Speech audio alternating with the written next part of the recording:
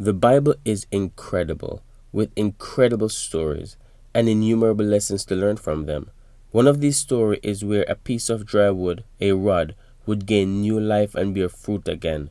Now, what are the details behind this story? Let's dive into Numbers chapter 17.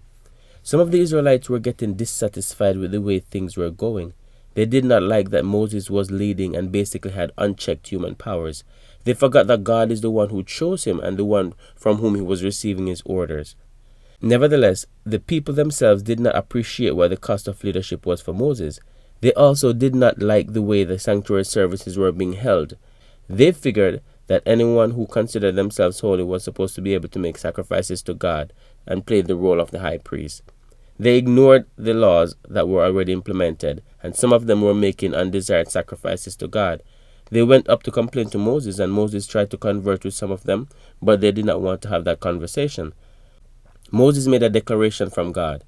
In order for us to determine which tribe would do the work of the sanctuary and who would play the role of the high priest, they should all bring a rod from their household and write their names on it for whoever the person is that's representing them. All this would lead to 12 rods. Aaron's rod would be included, and that would represent the tribe of Levi. So Aaron's name was written on the rod. The expectation was that the rod that blossomed the next morning would be the one who God has chosen to do the work of the temple. The next morning, the rod of Aaron budded, blossomed, and bore fruit. This was a dried up piece of stick that seemed to have been on its last leg, fulfilling its final purpose. However, God rerouted the future of this rod. This rod would have become alive and bear fruit again. This rod would have been tossed away eventually, but instead it was placed in the temple as a reminder. All of us might be going through tough times. We might all face challenges. Nevertheless, we can be more. We might feel like our best days are behind, but God can turn it around.